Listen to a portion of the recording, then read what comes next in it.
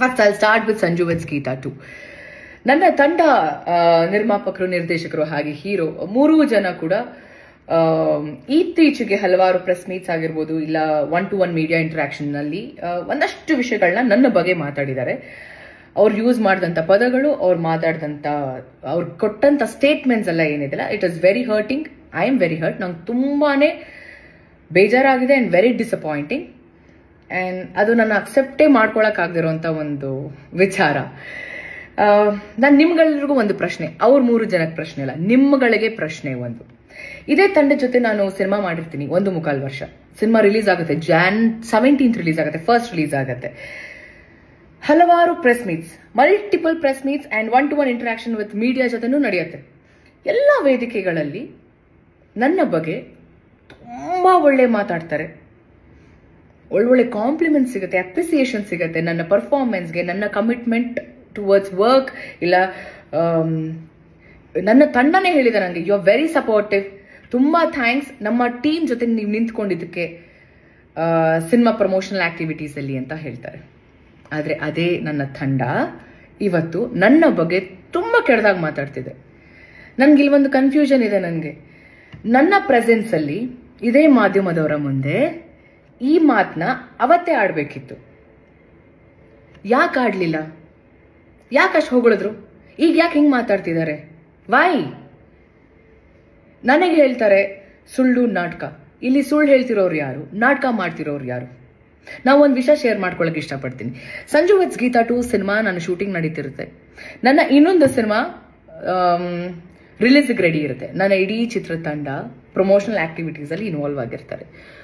ಪ್ರತಿಯೊಬ್ರು, ನನ್ನ ಪ್ರೊಡ್ಯೂಸರ್ ಆಗಿರ್ಬೋದು, ನನ್ನ ಡೈರೆಕ್ಟರ್ ಆಗಿರ್ಬೋದು, ನನಗೆ ಕಾಲ್ ಮಾಡ್ತಿರ್ತಾರೆ, ನನ್ನ ಮ್ಯಾನೇಜರ್ಗಳು ಕಾಲ್ ಮಾಡ್ತಿರ್ತಾರೆ, ಒಂದು ದಿನ ಪ್ರಮೋಷನ್ಗೆ ನಮಗೆ ಟೈಮ್ ಕೊಡಿ ಅಂತ. ನಾನು ನಾಕ್ಷಿಕ ಸರ್ಗೆ ಆ್ಯಂಡ್ ಕಿಟ್ಟಿ ಅವ್ರಿಗೆ, ಹಾಗೆ ನನ್ನ ಆಕ್ಚುಲಿ ನಾನು to be very honest producer ಒಟ್ಟಿಗೆ ನಾನು ಮಾತೇ ಆಡ್ತಿರ್ಲಿಲ್ಲ, ಇವರಿಬ್ರ ಜೊತೆ ಕೋಆರ್ಡಿನೇಟ್ ಮಾಡ್ತಿದ್ದೆ. ಒಂದು ದಿನ ನನಗೆ ನನ್ನ ಟೀಮ್ ಜೊತೆ ಪ್ರಮೋಷನ್ಗೆ ಹೋಗಕ್ಕೆ ಬಿಡಲಿಲ್ಲ. ವೆರಿ ಆನೆಸ್ಟ್ ಆಗಿ ಹೇಳ್ತಿದ್ದೀನಿ, ಹೋಗೋದಕ್ಕೆ ಬಿಡಲಿಲ್ಲ. ಯಾಕೆ? ಆ ಪ್ರೊಡ್ಯೂಸರ್ ದುಡ್ಡಲ್ವಾ? ಅವ್ರದ್ದು ಸಿನಿಮಾ ಮಾಡಿದ್ದಾರೆ, ಲೇಡಿ ಪ್ರೊಡ್ಯೂಸರ್, ಯಾಕೆ ಅವ್ರದ್ದು ದುಡ್ಡಲ್ವಾ? ಅವ್ರದ್ದು ಸಿನಿಮಾ ಅಲ್ವಾ? ಒಂದು ದಿನ ಕಳಿಸ್ಲಿಲ್ಲ ನನ್ನ. ಇವತ್ತು ಹೇಳ್ತಾರೆ ಪ್ರಮೋಷನ್ಗೆ ಬರ್ತಿಲ್ಲ ಅಂತ. ನಾನು ಏನ್ ಮಾಡಬೇಕು ಅಂತ ಇದ್ದೀನಿ, ಏನ್ ಮಾಡಬೇಕು ಅಂತ ಈ ಸಿನಿಮಾಗಿದ್ನಲ್ಲ ಅದು ಸಂಪೂರ್ಣವಾಗಿ ಮಾಡಿದ್ದೀನಿ. ಈ ಬಾರಿ ನನಗೆ ಬೇರೆ ಸಿನಿಮಾ ಕಮಿಟ್ಮೆಂಟ್ಸ್ ಇರುತ್ತೆ. ಅವತ್ತು ಅವ್ರು ಏನ್ ಮಾಡಿದ್ರಲ್ಲ, ಇವತ್ತು ನನ್ನ ಸಿನಿಮಾ ಇವಾಗ ಆನ್ ಗೋಯಿಂಗ್ ಏನಿದೆ ಅಲ್ಲ, ಆ ಸಿನಿಮಾ ಡೈರೆಕ್ಟರ್ ಹೇಳ್ತಾರೆ, ಸಾರಿ ರಚಿತ್ ಅವರೇ, ಸಿನಿಮಾ ರಿಲೀಸ್ ಆಗಿದೆ, ಪ್ಲೀಸ್ ನಮ್ದು ಲೊಕೇಶನ್ ಪ್ರಾಬ್ಲಮ್ ಇದೆ, ನಾವು ಸಿನಿಮಾ ಮಾಡಿ ಮುಗಿಸ್ಲೇಬೇಕು, ನಮ್ದು ಡೇಟ್ಸ್ ಕೊಟ್ಬಿಟ್ಟಿದ್ದೀರಾ ಅಂತ. ಇಷ್ಟೇ. ಸೊ ಯು ಟೆಲ್ ಮಿ, ನೀವುಗಳು ಹೇಳಿ ನನಗೆ, ನಾನು ತಪ್ಪು ಮಾಡಿದ್ದೀನ? ನನಗೆ ನಾನು ತಪ್ಪು ಮಾಡಿದ್ದೀನಿ ಅಂತ ಅನಿಸ್ತಿಲ್ಲ. ನಾನು ಕರೆಕ್ಟಾಗಿ ಎಲ್ಲ ಪ್ರಮೋಷನಲ್ ಆಕ್ಟಿವಿಟೀಸ್ ಅಲ್ಲೂ ಇದ್ದೆ. ರಿಲೀಸ್ ಟೈಮಲ್ಲಿ ನನಗೆ ನನ್ನ ಸಿನಿಮಾ ಕಮಿಟ್ಮೆಂಟ್ಸ್ ಇತ್ತು. ಅದಕ್ಕೋಸ್ಕರ ಒಂದು ನನ್ನ ಕಡೆಯಿಂದ ಕಾನ್ಸ್ಟೆಂಟ್ ಆಗಿ ಪ್ರತಿದಿನ ನಾನು ಸ್ಟೋರಿ ಹಾಕ್ತಿದ್ದೆ, ರೀಲ್ ಕೂಡ ಮಾಡಿದ್ದೀನಿ. ನಾನು ಒಂದು ರೀಲ್ ಅಲ್ಲಿ ನಾನು ಅಪ್ಡೇಟ್ ಮಾಡಿದ್ದೀನಿ, ಈ ತರ ರಿಲೀಸ್ ಆಗ್ತಿದೆ ಅಂತ.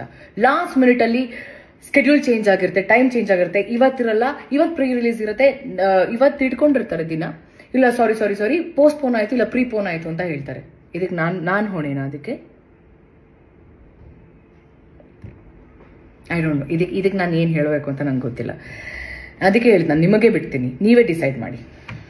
ನನ್ನ ಮೇಲೆ ಸುಳ್ಳು, ನಾನು ನಾಟಕ, ಇಲ್ಲಿ ಯಾರು ಸುಳ್ಳು ಹೇಳ್ತಿದ್ದಾರೆ, ಯಾರು ನಾಟಕ ಮಾಡ್ತಿದ್ದಾರೆ ನನಗಂತೂ ಗೊತ್ತಿಲ್ಲ. ಅದನ್ನ ನೀವುಗಳು ಡಿಸೈಡ್ ಮಾಡಬೇಕು. ಸೆಕೆಂಡ್ ಅಲಿಗೇಷನ್, ಸಿನಿಮಾ ದುಡ್ಡು ತಗೊಂಡು ನಾನು ಡೇಟ್ಸ್ ಕೊಟ್ಟಿಲ್ಲ ಅಂತ. ಈ ಒಂದು ವಿಷಯದ ಬಗ್ಗೆ ನಾನು ಮಾತಾಡೋ ಹಾಗಿಲ್ಲ.